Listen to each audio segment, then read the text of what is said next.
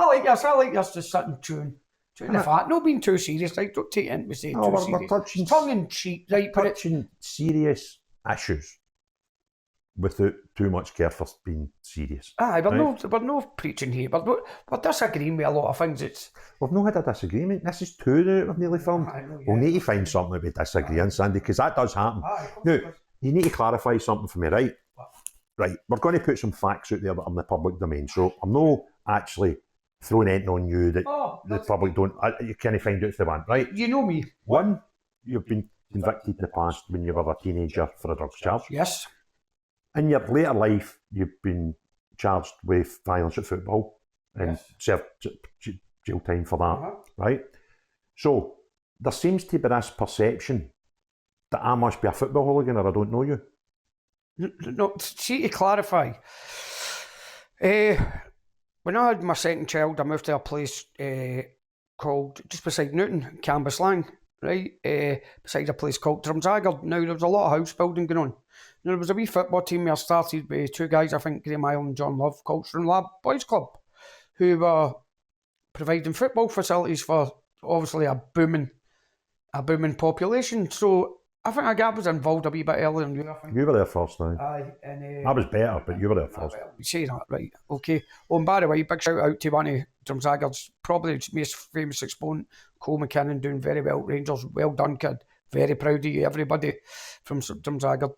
But no, basically, well, you sort of you'd heard about me before you knew me, didn't we? But we ended up, to put it in frame, we ended up running a football team, right? Craig likes to get his own way. I like to get his own way, right? To be fair, about to Craig's I'm a good communicator, but Craig's very good at communicating. But we clashed on, right? We clashed, right? He's bigger than me, right? But he's not got as bigger, right? He's got a bigger head, but he's not got whatever, right? But we do like to disagree. Right, I say to people who don't know Craig's my big pal, love him to death, right? But if you don't know him, he's Marmite, I love him, I hate him, right? But the boy's no daft, and he's a great guy, right? He's like anybody else in life. We've had ups and downs, haven't we? We've had frauds and whatever, and people don't like us, and I absolutely don't care about that, because I grew up in a generation that I've got a wee bit of backbone, skin, whatever, thick skin, whatever, right? Does it bother me? See, people are still talking about me and you, and it shows me that we're still relevant, right? Just like the gels and the thing, and so we're pals through football, right? Kids football. And Craig was very good at it, right? Wasn't he better than me? He was equally as good as me, but right, and we just go on, our kids were at the same age, played at the same age level and that. And we liked the social side of things as well. And the mad thing is, see, because we started Sons of Struth together, I think the perception was, well, they must be pals through Rangers. But we weren't pals through Rangers. We were pals who just happened to support Rangers. Friendship was built through coaching football together. And some of the laughs we used to get when we were actually coaching the same team, when I would want to do something, you'd want to do something else, and we'd nearly be battling each other on the sidelines. It was a laugh. It was no literally, folks, right? No, we were just fuck. You want to pull your hair out for that's probably caused by you. When I think about it, the side of kids' football matches. You look like a wee bit like a white Mr. T. Well, stop it. A wee bit in front. Ain't getting on, not play fool. Are you allowed to do impersonations? I don't know. No, there's another thing. I've just done an impersonation of a man that I've not got the same skin colour as. So the same hairdo, similar. Oh. You only notice this because he's a wee bit. Do you know what? See if you grew that wee bit at the front. That's wee tough. No, the wee island, I can't talk, so I've got a hole in the back of my hair, you just can't see it, right? Okay, I'm beginning, if I grow my hair any longer, I'll start looking like Cadfile, right? But that's a secret, shh, don't tell anybody. Right, see if you grew your hair a wee bit longer, well, very long, had a wee bit of gel, you'd either look like Keith for the Prodigy, God rest him, or a unicorn, the national animal of Scotland, for those that don't know. I look like a Prodigy unicorn? No, you could look like Keith Flint, right? Or you could look like a unicorn. Which is, as I'll repeat again for Craig, maybe hard of hearing, it is the actual national animal of Scotland. I know, and it frightens me that... Can I just say one thing? Sorry for butting. I've never seen you and a unicorn in the same room. How's that? Because I'm not a unicorn. No, yet, you know. You've seen me in chainmail vests. We'll not go into that, right? Well, we won't go into that, right? It wasn't a battle of Bannockburn reenactment era, right? Oh, aye, but that's a misperception. And I've seen people believe that me and you are actually somehow the same thing, because I've seen people attach things that are publicly easily to find out about you and attach them to me as if you and I merged into this one person at Sons of Struth time, and Craig Houston is this list of things. Now 4 or 5 of them might be me, 4 or 5 of them are you, and you're like, you're a half-wit. So and this is a mad thing, I think, because sometimes the way I maybe dress and, you know, the short hair and some of my political views, people find it hard to believe that I'm not a football hooligan. And can I say I'm an ex-football hooligan? I know I've said that before, right? And I was an ex-football hooligan until I decided to try to intervene 2 Rangers fans one time years ago, and me being me, couldn't let things go and get battled twice for it. Unfortunately, my pals didn't like that, who had heard about it and come running down the street and caused a I'm not saying no proud of it or whatever, but caused a big Grammy, which I served a year. Since then, been as good a member of society as I can, but I'm what I'm a. You ever seen me fighting at the football? No. That's mad, isn't it? No. I remember, this is the thing about football hooliganism, right? I put them into 2 distinct categories. I know some ex-football hooligans, same ages as us now, roughly, who just loved a bad scrap, right? But then you had these other football hooligans who loved a mad dance, because that's all they done. Right? They would love to look the same and hang about with the same people, but see Christmas casuals, we would call and them. And you're Danny Dyer, you know, Danny Dyer dancers. And I found it just oddly amusing that when you go to the football, you'd see a bit of trouble. You would see some characters that you just know, I wouldn't want to stand in their way when this kicks off, but you'd see other ones that they were always looking to, you know, and then they would tell all the stories about football hooliganism where the ones who were just set right in about it were. It's funny, I was telling a pal a story about mine's boy Spanish Joe from Millwall. When he came up for the England game and me and him bumped into each other and became pals, right? Just mad things like that well, that's when you reach out to him because he's a character that just bumped into through time. And because of my time with Sons of Struth and via you, I came in touch with a lot of ex-football hooligans. And I've never been one. But the perception is Craig Houston football thug, and you're like, what does that actually? Is that because I'm your pal? Well, see what I will say. I do not condemn nor condone football violence, right? But boys will be boys, like-minded, and youth will be youth. But I wouldn't say anybody to go and batter into our football colours, right? But things happen. It's a disease of the mind. It's like anything else, right? It's a disability of the mind. I've said it all along about people into football and whatever. Some people were into ball. Some people, for whatever reason, rightly or wrongly, it was something I couldn't give up. I don't know what it was about, but I tell you what, I paid a heavy price, and so's my family over the years, and I'm still paying heavy price. People want to pigeonhole you. Think you're daft, think you're mindless, think you're this, that. Honestly, see, unless you truly know me, and I mean truly know me, right, know what you've heard in the paper and that. It's... Honestly, I don't care. I don't care, right? But the big man has always been, well, most of his life, I think, anyway, right? A productive member of society. He's got some questionable pals, right? Right? I'm not talking about myself here, I'm talking about other people he knows, right? But no, Craig Houston has just been a big car salesman in his day, been a father, whatever. He's had very small businesses, tries to make his way in life, right? And he ruffles feathers, right? People don't like him. I don't think he cares. I don't. I used to. But he's not a football hooligan. He's nothing to do with football hooliganism, nothing to do with right wing, nothing to do with any of that nonsense labelled up. You want to throw that at me, fair enough. I do remember one instance where the person shall remain nameless, and we were playing, and this was before Sons of Struth days, and we were playing Manchester United, and there was a bit of bother near the ground, and a certain unnamed gentleman was walking past me at a burger van and went, "Oh, Biggin, we're going to get Man U, you have to come with us."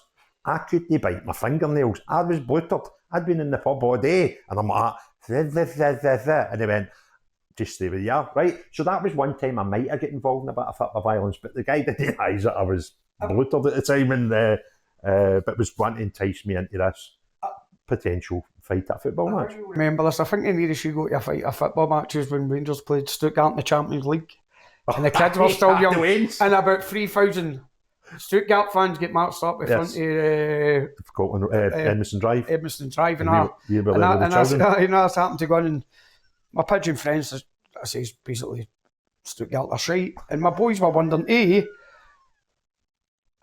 where did I learn to speak German, and B, why were all the German folk find me, but you were strong there with the Waynes. It was a wind up with about 90% a lot of things would be. It was a wind up that kind of maybe went too far. That's the closest I've ever seen. And maybe reading my scrapbooks, because I did like my scrapbooks. Right? Do you know what was funny as well? Bucharest.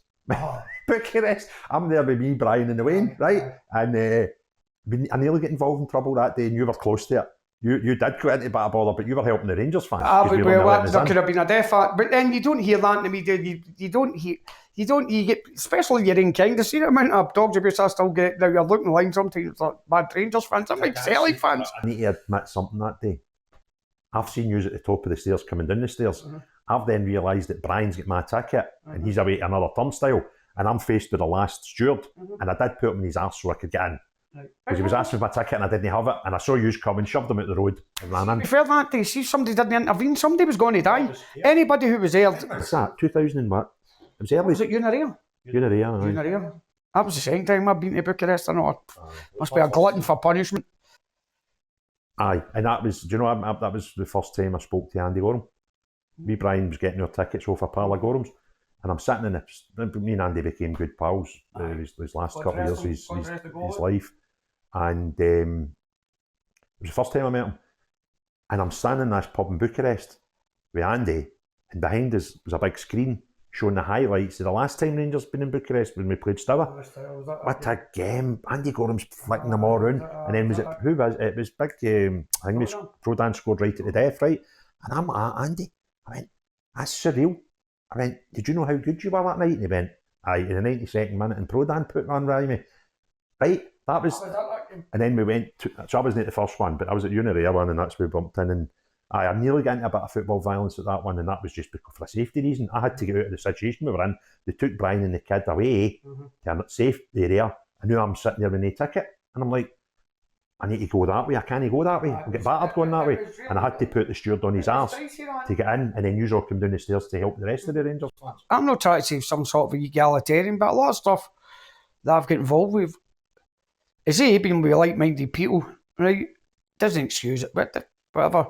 But a lot has been protected. See, especially abroad, it's been protecting Rangers fans. You know what I mean? We were the guys who would go in and help the fans if they were in a bit of bother, they were whatever.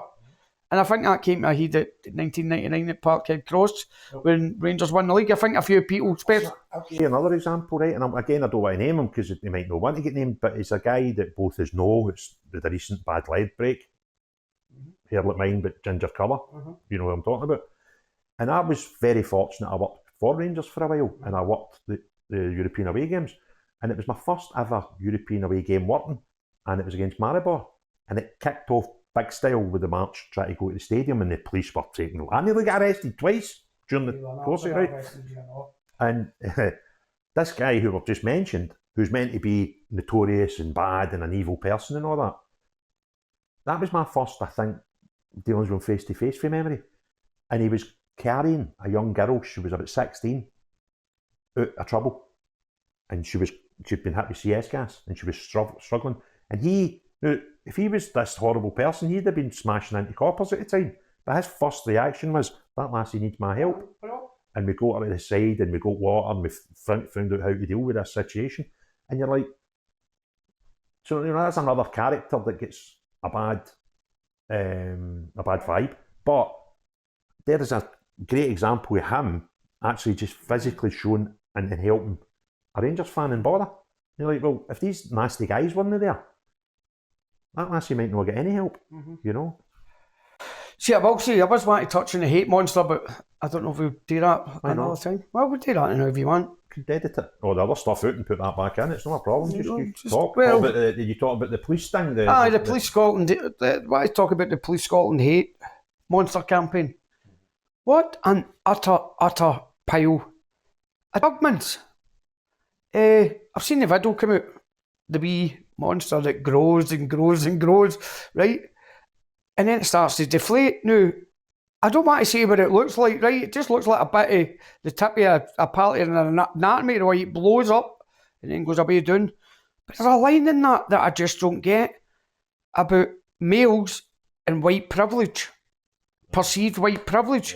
Going to tell me why you trying to persecute young males, right? So is that no against gender and white, but which two of my sons fall into that bracket? Yeah. I just don't get it. And why then, if you're sort of the video to that, if you're reading verbatim off of what's on the site, that line is omitted, why does it seem that Police Scotland are implying that this is a male and a white thing?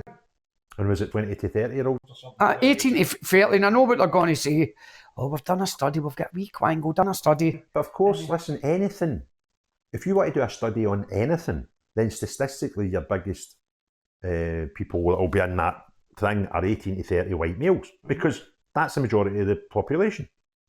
Mm-hmm. So, right, but this whole white privilege, I'm not saying, listen, anybody wants to say racism doesn't exist is a liar, right? I think everybody, right? I think everybody, a certain age group anyway, whether they're white, black, Asian or whatever, they have intrinsic racism, and I'll try to quantify that. You come from tribes, people come from tribes, and it's natural.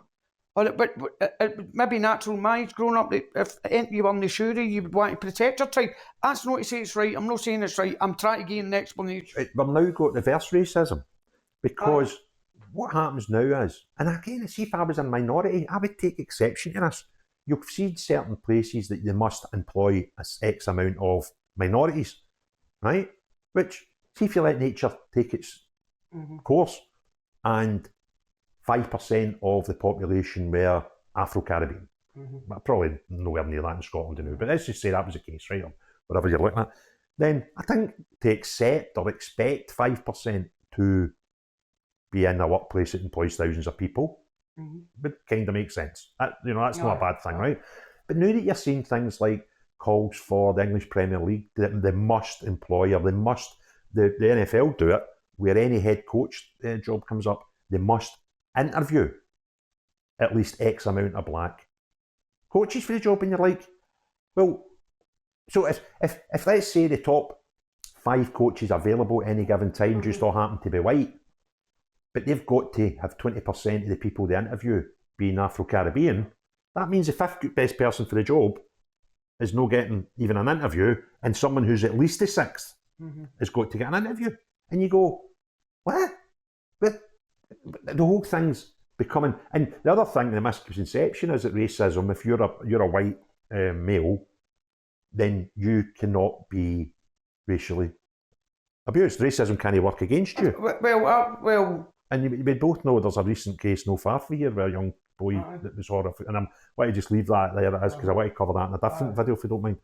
But we all know that racism is a two-way thing, but the perception is, and this is another thing with this law is going on about race. Well, I'm protected then. My skin colour, right? So if anybody has a go at me because of that, then whether they say the words, whether they even have got a hatred for me because of my colour, if the perception is that they've done something against me purely on colour, they're banged to rights and hate bill. And that's why I think a lot of people that think they've no chance of getting charged under these new bills could eventually have problems. I wait with bated breath to see that if it's a two-way street. And that's all I ask, is I bet you before the football one came out that you thought it was just going to be certain fans of one club that were going to get done, and it didn't work that way. No, it didn't work that way. And I genuinely believe in, if the offensive behaviour at football had never been a thing, I probably wouldn't think that way now. I'd agree with you that it'll all be one way, but that didn't go the way that some people had planned it. See, the one big thing I take for this is it seems like another white elephant. It seems like another massive, utter waste of taxpayers' money, or it will be. Well, again, what I said earlier about, and I spoke to coppers, and when we were doing our Sons of Struth stuff, we had involvement for football intelligence. There's a lot of, they're on top of us for a lot of things, and they were fair ways, right? So, we became pals in them, but there's a friendship there, and mutual respect. Right? And we would talk to them about things, and through those conversations, you found out that the reality was, anybody that broke the law and get charged under the Offensive Behaviour Act could have got charged before the, you know, because... I didn't like about that whole act, right? And I remember that. You could go to a football game in Aberdeen, right? And you could get into ball, you could get into an argument.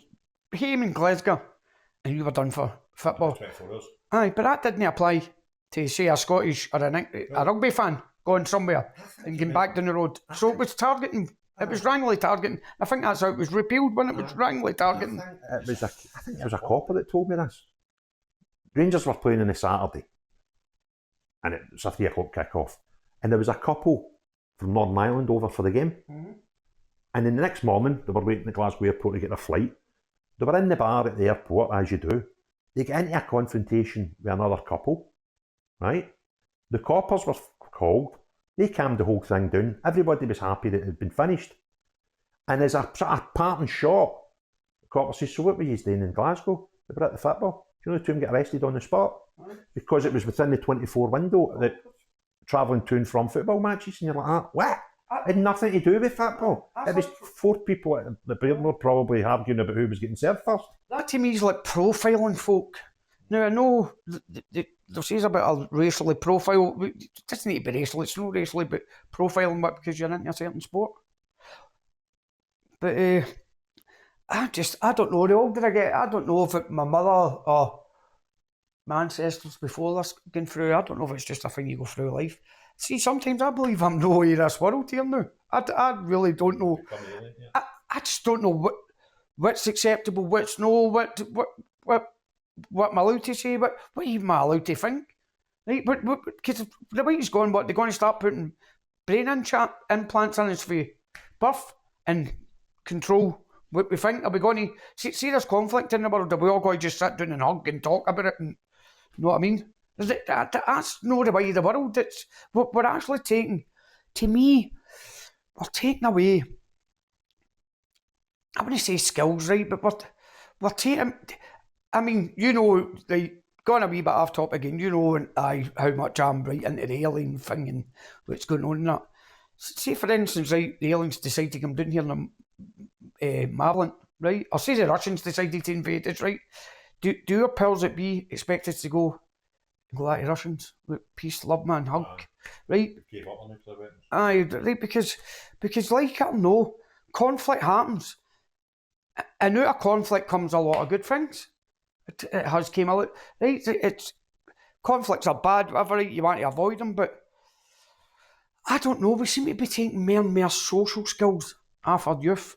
The capacity to think, to problem solve, to maybe learn from their mistakes. Somebody sent me a screenshot. I don't know if it's from Mein Kampf or not, because I've never read it, right? I've maybe I'd known whether what they sent me is factual or not. But what it was basically, it was apparently this bit in Mein Kampf where Hitler was saying, if you take away their freedoms bit by bit, little by little, they'll not notice it until you have total control. Oh, that's true.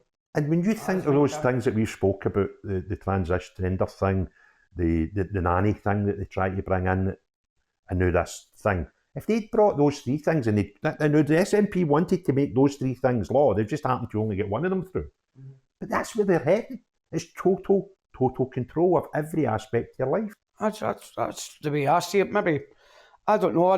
No, it would be good to get an opinion of 2 separate opinions of young people, because this is what's really going to affect us. It's going to affect people from 18 to 30. I'd like to go back. I'm going to actually go to get a chance and talk to him. My oldest son, my youngest son, I think it's a wee bit too politically heavy above his head. He just loves his football. That's all he has. Lovely boy, by the way.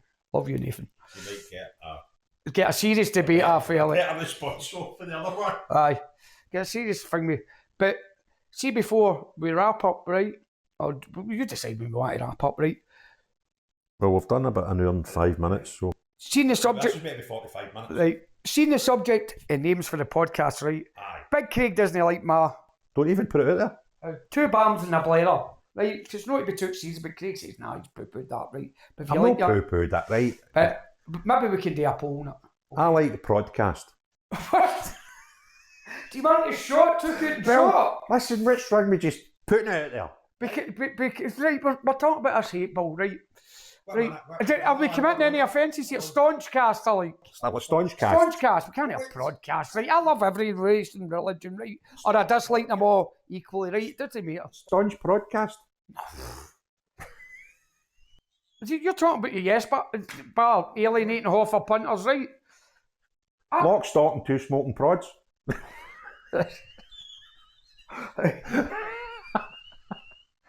Lock, stock, and 2 smoking palms. No, it doesn't sound as good. Is what? Lock, stock, and 2 smoking prods. We can't go down that route. Well, what else? Let's get it done. Let's just get it out there, right? And are we going to let other people decide? Or are we just going to let the people gaze? Well, you're more authoritarian than me, right? It's your, at the end of the day, it's your I think name on the we would need, podcast. listen, I think we put it in a poll. we can't. And I'll tell you why. Because there's some folk that we know like a pure... Aye. They could get us the jail, right? Because they would gerrymander the vote, and then we would be bound to do it, and we could end up in jail on the 1st of April, right? And if we're going to do this every week, this thing could hopefully, the name could live. Well, I know what we could do, right? I think you said earlier on, we could get the viewers to send their ideas, and we could pick the best one. Well, you'll end up picking the best one, right? I won't. I'm not that much of a bam, mate. Right, but I must admit, I know you. when you and I have disagreements, I generally win. But that's just an intellectual thing. That's not yeah, real to worry about. right, all right. Well, we'll agree to disagree, right? Right, well, let's get some more disagree. ideas out here about the name. Right. What do you think? I tell you, 2 bams and a bladder. That's nonsense, man. Right, okay. Well, that's all right. I mean, we're 2 bams. There's no... And we're having a right, bladder. but I just think... And it's self-depreciating. Lock, stock, and 2 smoking bams. But the twos have gave up smoking. We're vapors now.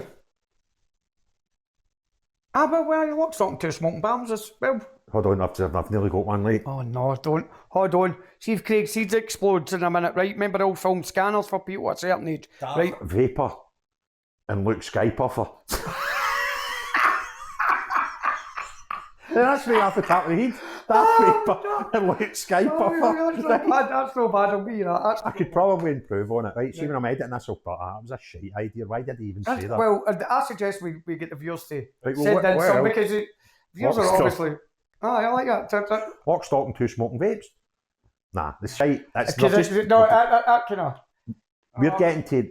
Right, see, last week, right, folk were like, that was quite good just watching 2 pals play that, right? This week, we're getting to that close bit where we're just talking shite.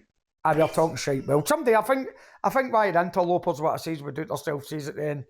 We go to the truth when we say to we're talking shite. We weren't, right? But... Names. What else? What other theme could be attached to the name, right? Because I don't think Prod or Staunch is going to...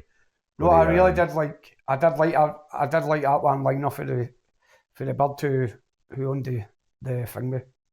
Yes, bar. About 2 baldy. Now, 2 baldies fighting in a comb. We've been through, obviously, marriage breakup. Everybody's been through a relationship breakup. Right. But sometimes it does. It gets like that, doesn't it? It's sad when... See, on that point, right? It's sad when things come to that, kind of... Right. I need to get this out there, right? Because this sometimes keeps me awake at night when I consider... You always look back in your life and you analyse things, you lie in the bed like that. And I think me and Sandy were born around about the same time, give or take a year or 2. Sandy and I probably get married, though we didn't know each other at the time, within a year or 2. Mm-hmm. You actually managed to be married longer than me, right? And you're crackers. And I thought, listen, I think I'm a far better guy and a far better dad when I'm able to be than I was a husband, right? I'm just putting that out there, right? Well, I would label that. But you must have been worse than me. Okay, I was... Well, I'll leave that up to my ex-wife and my ways, you know what I mean? But I was like, no, we're fallible. People are fallible. You know what I mean? We don't kid on, we're no fallible. This is the thing. I can't believe how you managed to have a longer marriage than me. I don't know. Well, maybe I was better I don't know. Maybe I was better in certain departments than you were. Right? That's all I'll say. I'm no man. I don't know. Right? Maybe it's because I had three kids instead of 2 kids. Possibly, right? Maybe that's got a bit to do with it. Because our oldest is the same age. No. But your youngest is far younger than my youngest. Aye, but your youngest is a lassie and so is mine. And I'm not wanting to be involved in a hate crime. See if I had that lassie first, I wouldn't have had any more wins. Because she's... Don't you ever? That's my wee pal. Right. My wee pal and all, apart from when I try to criticise her at the fit one, she's wanting love you, but love you, Ollie Paul. She's always just, to me, that wee toty blonde lassie. I mean, she had a Glasgow City strip for ages. Well, she played for Glasgow City, didn't she? She went to, but at the time when she was like, she must have been about 5-year-old.